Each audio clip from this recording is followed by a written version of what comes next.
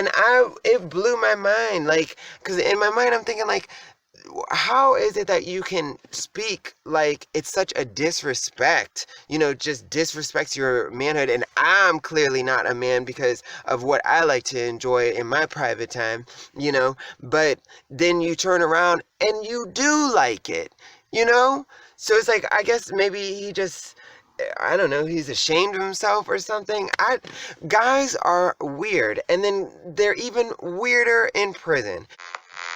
Beautiful, how you doing? Welcome back, or welcome if this is your first time. Hi, I'm Lucky, and today we're going to be talking about masculine versus feminine guys, gay guys in prison. Like, who has the better advantage? Who has the upper hand? Which type of person is having a easier bid in prison? And personally speaking, I actually think that it's the feminine gay guy, and I'm gonna explain why. I used to think that it actually would be better to be masculine. I thought this the whole time that I was in prison.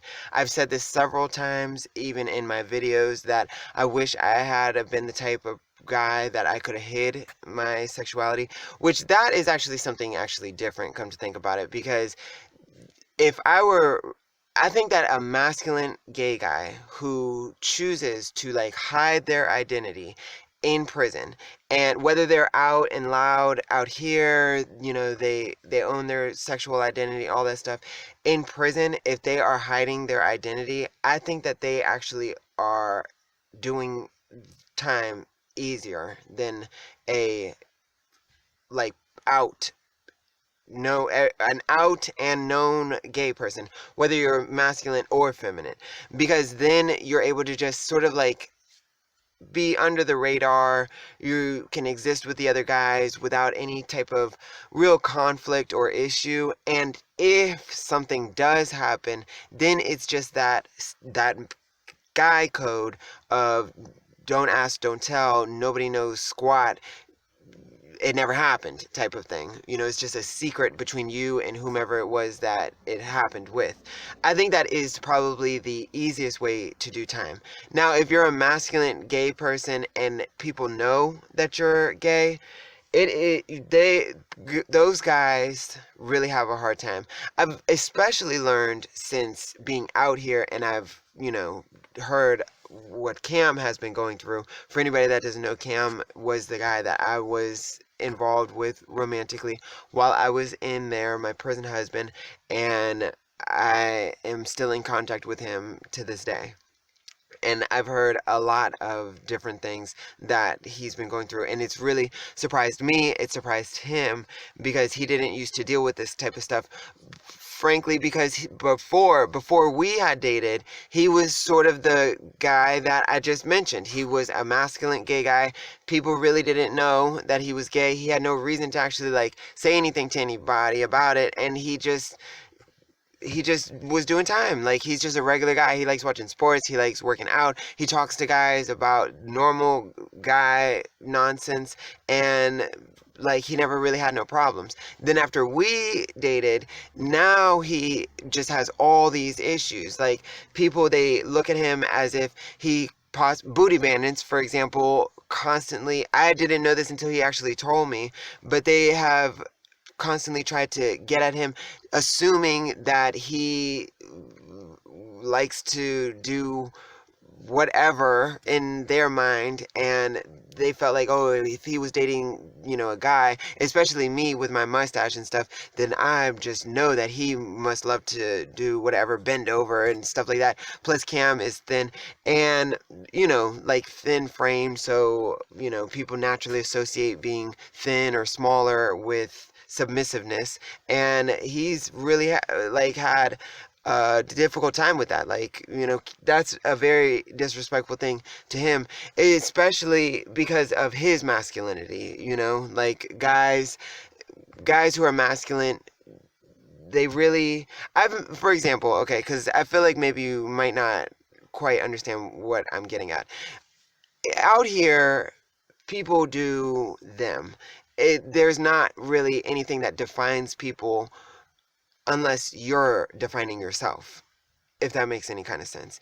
In there, there's like these codes of behavior, and it is defined by respect and your masculinity, whatever level it is. And the more masculine you are, the more respect it's like you're almost like entitled to in prison in a kind of way. And Cam's just naturally a very masculine person. And to even give a more clear example in terms of what people feel about, you know, being a bottom, I guess we'll say it like that. There's two examples I can just think of off the top of my head. There was a guy, a regular masculine guy that I met who actually was coming at me, trying to get me to be a top for him, like a pitcher, you know what I'm saying? And he was going to be the receiver. And it really kind of threw me off guard because I'm so feminine. And especially in there, I was even more feminine. I was a girl, a penitentiary girl. And he explained to me that he doesn't like doing it. Like, he doesn't like doing it with masculine guys. He feels like when a masculine guy does it, it's like a disrespect thing. Like they're disrespecting him in a way, or degrading him or something like that. So he would never do it with like a masculine guy, when masculine guys have even made jokes about like his behind, because he had like a big backside. But when guys maybe have teased or something, he nips it in the bud, right away. Like, he's quick to just put a stop on that, so this way people know this is not something you can joke about. He doesn't play with that kind of stuff. But privately, secretly, he likes messing around with transgender females or feminine submissive gay guys, and he liked to switch places with them because I don't know. That part I really didn't get too clearly. I don't really remember what his answer was with that.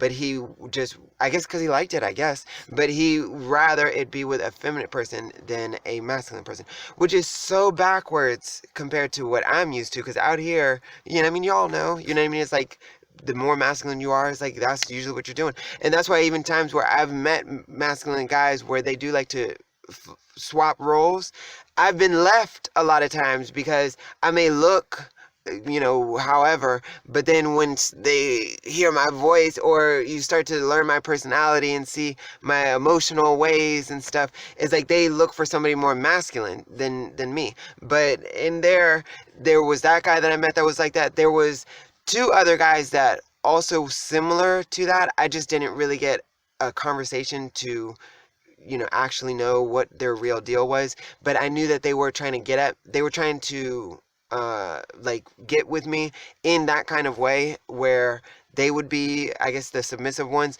even though they were more masculine than me. I was dating Cam, so I didn't really open up those doors. But then there's another example of a booty bandit dude who actually was publicly talking about it, like joking it, like, I don't see how guys can bend over and take that stuff and all that stuff. I mean, I'm a man. Like, there ain't no way that's happening with me. I'm a man. But then later, over time, because we all kind of started becoming friends, me, Cam, and a couple of different people in the pod in this program, and we had like a lot of access to things. So that's where Cam, they were like buddy, and then I got to know him as well. Over time of us getting closer, he would make passes at me, and I thought as he's flirting with me as a man. I'm the woman, the submissive one. And it turned out he wanted me to actually like do that with him. And it blew my mind, like, because in my mind I'm thinking like, how is it that you can speak like it's such a disrespect, just disrespects your manhood? And I'm clearly not a man because of what I like to enjoy in my private time, but then you turn around and you do like it, so it's like, I guess maybe he just, I don't know, he's ashamed of himself or something. Guys are weird, and then they're even weirder in prison. But getting back to the point of which is better, doing your time as a masculine gay guy or a feminine gay guy, that is why I say a feminine gay guy. Because masculine gay guys, there's a lot of issues when in prison, when you are masculine and gay. People can't figure you out. It's not like out here. It's not like you're just gay. It's really not tolerated, to tell you the truth. Why it's tolerated with queens is because they're not seen as gay. They're seen as females, or wanting to be females, I guess. So it's like for the guys that don't accept it and think it's disgusting and stuff like that, at least they really don't have issue with it, because a direct issue with it, because in their mind they feel like, oh, these fools are trying to impersonate women, and then these jokers are actually like feeding into it. So it's like, it's just sad. They didn't got caught by doing time, you know what I mean, by the time. Like, it's like, it's just sad. It's kind of, I guess, like their point of view. And then for the guys, that's how they're dealing with it, because they view the gay people as girls, the queens as girls. But masculine gay guys, now it's actual real homosexuality, and that's where it becomes like an issue for the guys. And there's plenty of masculine guys, they end up switching, they end up trying to act feminine, like actually become like girly, because they know that it would make their time easier. And that kind of just concludes the psychology part of why I think that it's easier to be like a feminine gay guy in prison versus a masculine gay guy.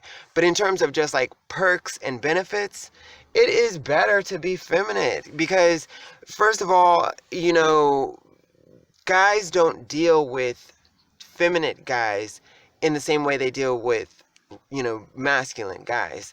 So you have a lot of queens that they're seen as like, so obnoxious, disrespectful. People just irritated by the queens because they pop off at the mouth. They slick loose with their tongue and quick to call people out their names and stuff like that. But they get away with it because if a guy hits a gay person, like a feminine person, they get no respect for that, because guys see it as kind of like beating a woman or something like that. Like, they get no respect for it. Now, don't get me wrong, queens do get, like abuse sometimes, but more than likely it actually comes from their partners, like who they get in a relationship with, or who they're dealing with, like messing around with and stuff like that. Emotions run high, and you have possessiveness, you have jealousy, you have things like that, and that's where the violence most of the times actually comes from. Or queen on queen like violence sometimes. Queen on queens, they usually more shisty with how they get revenge on each other, like planting things, just like getting somebody locked up or charged in some kind of way, like from an officer or something. It's more like shiestier than like actual violence, but it does still happen sometimes. But masculine gay guys, they don't get those perks. That's what I'm trying to say. Oh, and then also the way that the guys treat them, they treat them like girls. They give them anything. They willing to help them in any kind of way. They just talk to them with a lighter like attitude and energy. I don't know. It's masculine gay guys in prison.